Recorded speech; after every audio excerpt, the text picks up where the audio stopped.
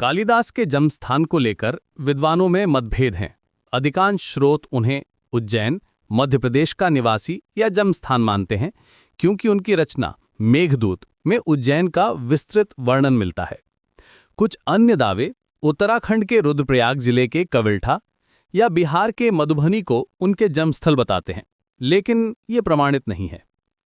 प्रमुख दावे उज्जैन सबसे स्वीकृत गुप्त काल के संदर्भ में, कविल्ठा उत्तराखंड स्थानीय साहित्यकारों द्वारा समर्थित, मधुबनी बिहार लोकप्रिय वीडियो दावों में उल्लेख।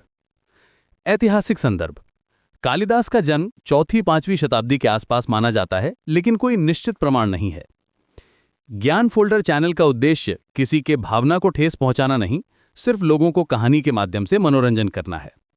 इस कहानी का आनंद लेते हैं। चलिए शुरू करते हैं। कहानी कालिदास अज्ञान से ज्ञान का सफर। बहुत समय पहले प्राचीन भारत में एक युवक था जिसका नाम था कालिदास। वह गांव का सबसे बड़ा आलसी और मूर्ख था। पूरा दिन सोता रहता, कुछ काम न करता। लोग उसे चिढ़ाते, कहते ये तो पत्थर पर सिर मारने जैसा है। लेकिन कालिदास के भाग्य में कुछ और ही लिखा था।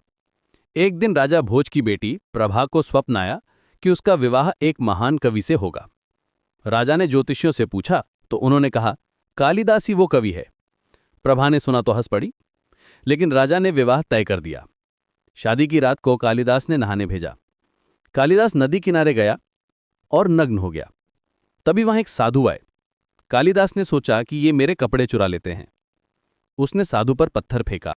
साधु क्रोधित हो गए और वरदान दिया, तेरा ज्ञान जागेगा जब तू मूर्खता से उबेगा। घर लौटकर कालिदास ने प्रभा को देखा। वो इतनी सुंदर थी कि कालिदास मंत्रमुग्ध हो गया। लेकिन प्रभा ने कहा, तुम मूर्ख हो, मैं तुम्हें त्याग दूंगी। ये सुनकर कालिदास दुखी हो गया। वो मंदिर गया और देवी काली की मूर्ति पर सिर टेक दिया। चमत्कार हुआ। देवी प्रसन्न हुई और कालिदास को वरदान दिया, तेरा अज्ञान मिटेगा, तू संसार का महाकवि बनेगा। अचानक कालिदास का मन जाग उठा। उसे संस्कृत, काव्य और प्रकृति का ज्ञान प्राप्त हो गया। उसने मेघदूत, रघुवंश और अभिज्ञान शाकुंतलम जैसे महाकाव्य रचे। सम्राट विक्रमादित्य के दरबार में वो नवरत्न उद्धरण ओ अम में से एक बना। उसकी कविताएं आज भी हृदय को छू जाती हैं, जैसे कांता, कनकलता कांता, कटाक्ष कौतुक कोविदा। दोस्तों, कालिदास की ये कहानी सिखाती है कि सच्चा ज्ञान मेहनत और भक्ति से आता है।